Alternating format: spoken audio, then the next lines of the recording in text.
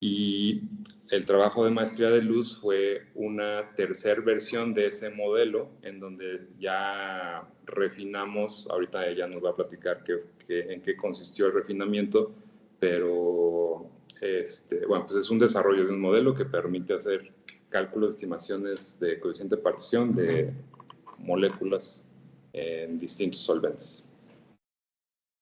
Adelante, Luz. Hey, Luz, ¿quieres compartirnos tu pantalla, Luz? Sí, voy. Aquí en lo que aparece aquí la presentación, igual también en un poquito de contexto de esto, en una colaboración en donde yo estaba con la UNAM, el grupo de investigación del doctor Iván Ortega, que de hecho ahí con él fue quien hice el doctorado. Él ha estado desde hace muchísimo tiempo interesado con el estudio de un antimicótico que es la anfotericina B, y el entender el mecanismo de acción de la anfotericina B y el de generar derivados químicos de la anfotericina B que sean menos tóxicos, porque la anfotericina B es bastante tóxica. Sumamente tóxica. Entonces, ese proyecto, que también fue multidisciplinario interinstitucional, tenía prácticamente esas dos vertientes. Una, la generación de un derivado de la anfotericina B con una toxicidad reducida, y eso se logró y se patentó. Y por otro lado, el entender, explicar el mecanismo de acción de la anfotericina B, porque había varias propuestas, ¿no? Hipótesis de eso, pero todavía, bueno, no había, digamos, un consenso, ¿no?, de cuál era la manera en que la anfotericina B tenía esa propiedad antimicótica. Lo que sí se tenía muy claro es que era o es a nivel de membrana. Entonces, con la intención de abonar, pues, al entendimiento del mecanismo molecular de la anfotericina B, que ya se sabía que es a nivel de membrana, fue que desarrollé un modelo molecular, ¿no?, teórico computacional, justo para estudiar la interacción. En ese momento, pues, fue la interacción de la anfotericina B con la membrana biológica, pero es un modelo que permite hacer estos estudios de interacción a nivel termodinámico de moléculas con otros sistemas, ¿no? Entonces, la primera implementación que hicimos de este modelo, pues, fue justo de la anfotericina B con una membrana biológica, y ese modelo permitió generar evidencia que ayudó a explicar el mecanismo molecular de la anfotericina B. Y desde entonces lo seguimos refinando. Y con el trabajo de maestría de luz llegamos a la tercera versión de ese modelo, que es la aplicación a una membrana biológica. Entonces es de lo que nos va a platicar ahorita. Perfecto, gracias por el contexto, Mauricio. Adelante, Luz. Gracias. Como bien mencionó el doctor, es un modelo que estamos mejorando, por lo que el tema de mi proyecto fue refinamiento del modelo de membrana basado en fases de solvatación con la incorporación de diacetilfosfatidilcolina hidratada. Entonces, como bien dijo, este modelo nos permite calcular el coeficiente de partición. Este coeficiente de partición se calcula a través del cálculo de cambios de energía libre de transferencia. Aquí les muestro un esquemita de cómo este modelo nos permite calcular este cambio de energía libre de transferencia, o delta G, en el que básicamente cualquier soluto, llámese soluto, fármaco, molécula, que se encuentre en un ambiente 1 o en un solvente 1 que esté representado por esta cajita, o celda computacional, como le llamamos nosotros, cuánta energía se necesita para pasar este soluto a un solvente 2. Entonces, este modelo básicamente nos permite estimar estas deltas G de transferencias a través de otros cálculos de delta G de solvatación en cada una de estas celdas. Como bien mencionó, en un principio este modelo se utilizó para poder saber cómo se comportaba este soluto a través de una membrana celular, pero a través de sus diferentes regiones. Estas regiones son el espacio extracelular, el estrato polar, que está marcado aquí en rojo, y la región no polar, marcado aquí en azul. Entonces, este modelo se construyó utilizando estas 3 diferentes regiones, en la que en cada región se utiliza una molécula que represente este ambiente. Por ejemplo, en el espacio extracelular se propuso utilizar moléculas de agua para representar este espacio. Entonces, como es un modelo de membrana, este modelo lo modelamos con una bicapa lipídica con el DPPC, que es el lípido que se encuentra mayor presencia en la mayoría de las membranas de mamíferos. Entonces, esta DPPC tiene esta región que es el estrato polar, el grupo colina, el grupo fosfato, y esta región no polar. Entonces, en este modelo se utilizan moléculas que representen estos estratos de la membrana celular. Entonces, en esta primera versión, como ya comentó, se utilizó para respaldar hipótesis acerca del mecanismo molecular de este antimicótico. Y para poder representar esta región polar, se utilizó esta molécula, que es el acetilmetilfosfato o AMP. Y pues se tuvo resultados, se publicaron.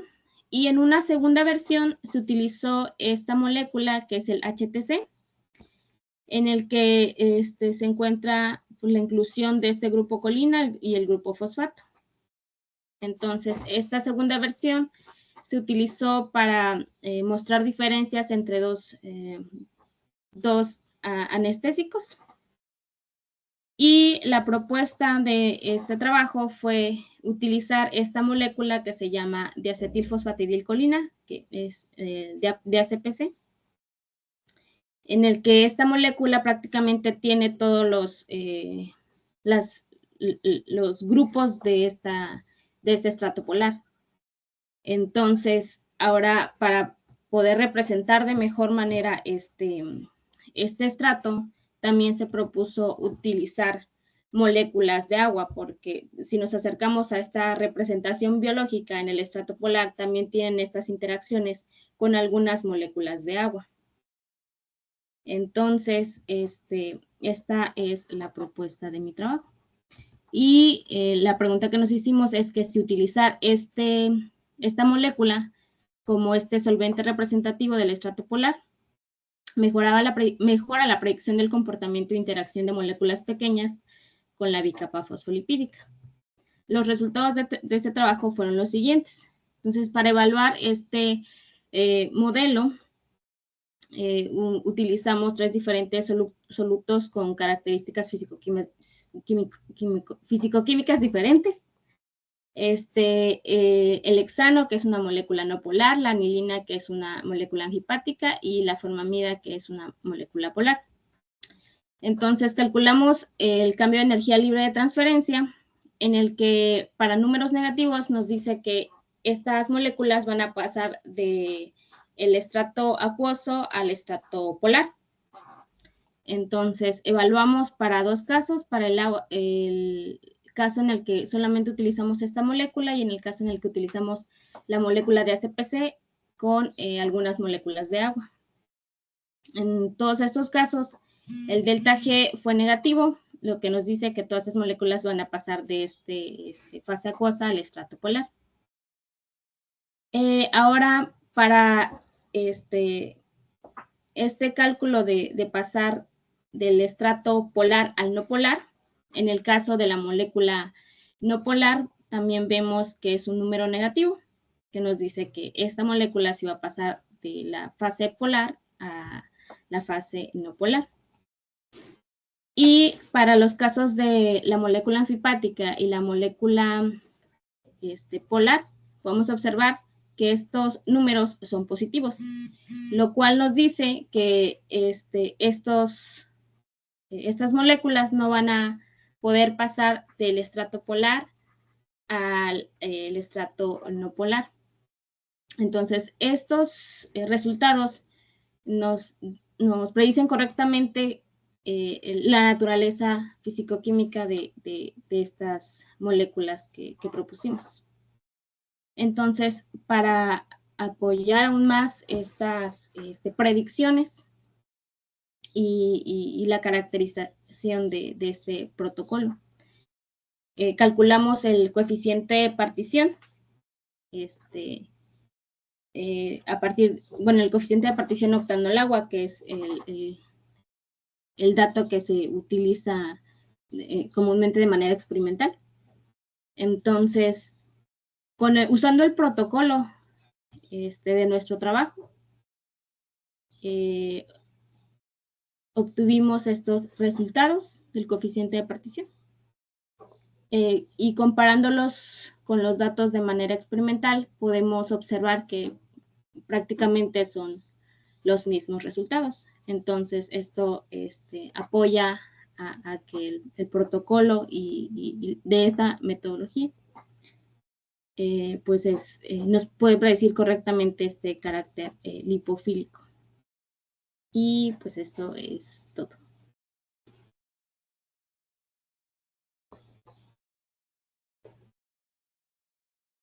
Ok, no sé si haya preguntas. ¿Tú, Cristian? ¿Y qué otras aplicaciones tiene eso? O sea, ¿a qué más lo pudieras traducir en el aspecto de la terapéutica médica?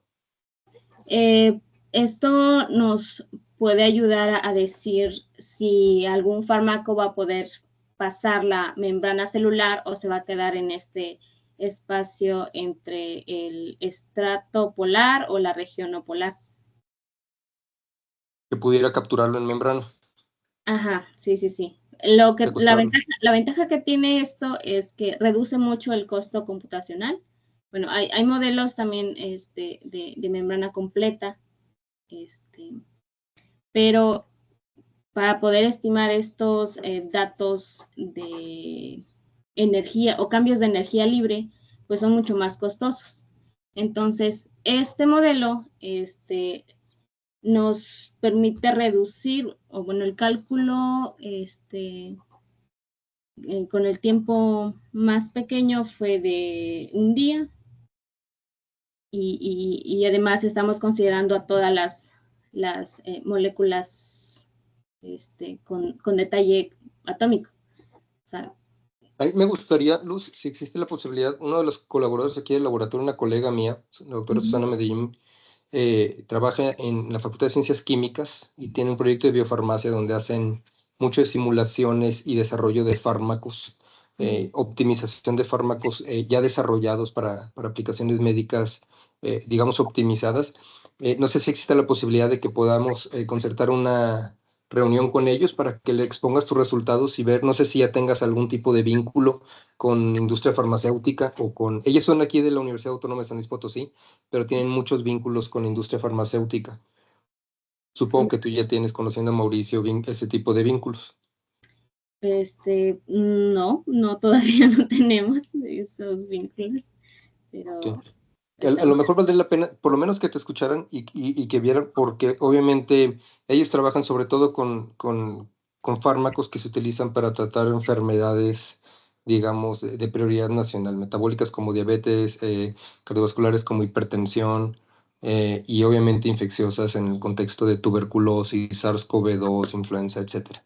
Entonces, a lo mejor valdría la pena exponerlo y ver, porque ellos hacen muchas simulaciones también, no solo computacionales, sino también hacen muchos estudios de biodisponibilidad in vitro que pudieran posiblemente eh, complementar tus resultados o tus hallazgos y aplicarlos directamente a un medicamento que tuviera una traducción, ¿no? Que llamamos medicina translacional, ¿no? Una aplicación médica mediata.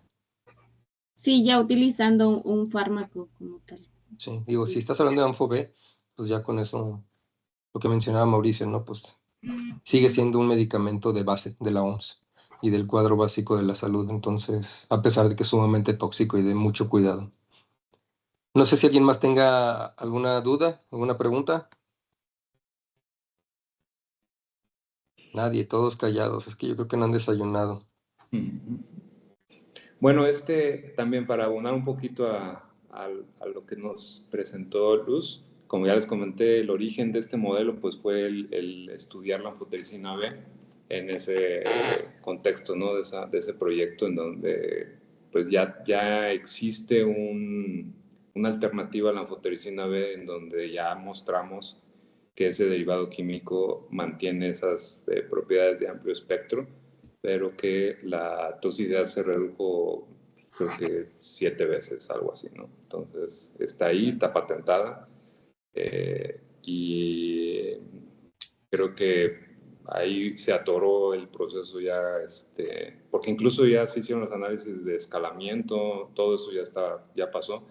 Donde se atoró fue ya en las pruebas clínicas, donde... Pues vamos, ensayos clínicos, te faltan 4 niveles de ensayos clínicos. Estas personas que te menciono tienen experiencia implementando estos ensayos, entonces a lo mejor podría ser una colaboración estratégica. Sí, ahí donde se atoró eso fue justo en los ensayos clínicos, porque ninguna de las instituciones, hasta donde yo entendí, ninguna de las instituciones involucradas quiso pagar esos ensayos clínicos. Entonces, ahí está atorado. Pero bueno, este modelo que originó en ese estudio relacionado a la anfotericina B, después lo aplicamos para otros sistemas de interés biomédico y como ya les mencioné, este modelo ayuda a explicar el mecanismo molecular, ¿no? Digamos, de entrada. Entonces, cuando lo aplicamos a la anfotericina B, generamos evidencia que ayudó a explicar eso. Después lo aplicamos al caso de anestésicos y también ayudó a explicar el mecanismo molecular de la anestesia de 2 casos en particular.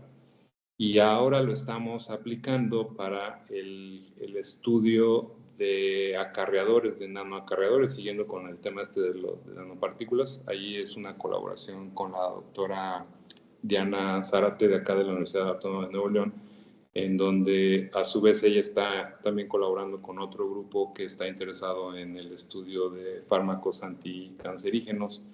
Entonces ahí la idea de todo este proyecto es utilizar nanopartículas de una molécula orgánica como acarreadores de esos fármacos anticancerígenos. Y ahí la duda que existe es, dada la interacción de esos o la naturaleza fisicoquímica de esos fármacos, si es viable el introducirlas a estas nanopartículas o bionanopartículas.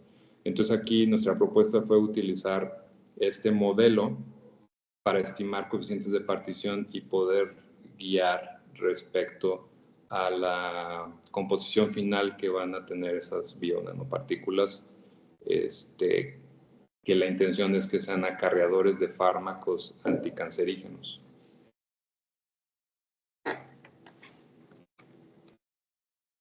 Muy bien. Y bueno, creo que está pendiente Arantxa de presentar.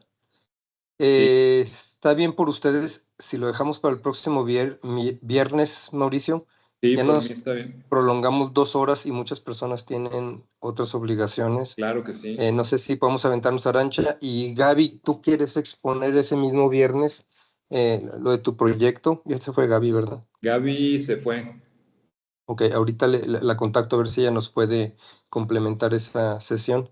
Sí. ¿Está bien por ti, Arantxa? ¿Por ti, Mauricio? Sí, claro que sí, yo no tengo ningún problema. Muchas gracias, Muy Arantxa. bien, muchas gracias, Arantxa. Sí, no, por mí tampoco hay problema. De hecho, pues les agradecemos mucho su interés y paciencia por estar aquí todo este rato y con todo gusto podemos continuar el siguiente viernes. Hombre, creo que esto nutre mucho y sobre todo permite establecer colaboraciones y ver a futuro la manera de poder establecer proyectos financiados por CONACYT que vayan en colaboración y aumentar los odds, ¿cómo se dice en español? Las posibilidades de que El chance. podamos tener lana para continuar con nuestro, exacto, para poder continuar con nuestras investigaciones. Ya seremos 2 personas metiendo proyectos, 3, 4 personas, y es muy diferente a una sola persona cuya taxa de éxito puede ser 50-50, ¿no? Entonces, les agradezco a todos su presencia, muy, muy interesante, muchos aspectos, hoy aprendí muchas cosas. Nuevamente, la grabación de esta sesión la subiré en breve, tanto a YouTube como a Facebook. Les haré saber los vínculos para que se vean cómo se tornan famosos. Isa, muchas gracias por estar presente, agradezco mucho tu presencia. El lunes que entra tenemos un Journal Club, es más que nada clínico y va más dirigido a los muchachos de mi laboratorio, porque tiene que ver con síndrome hantaviral y la presentación clínica es un overview de hantavirus. No están obligados a asistir, pero de todas maneras les voy a compartir el vínculo por si les interesa. Claro, El Cristian, Journal con Club mucho gusto. generalmente no dura más de 40 minutos. Muy bien, muchísimas gracias, Cristian. Estén muy bien a todos, voy a dejar de grabar en este momento. Un abrazo y nos vemos próximamente. Hasta luego. Gracias, hasta luego.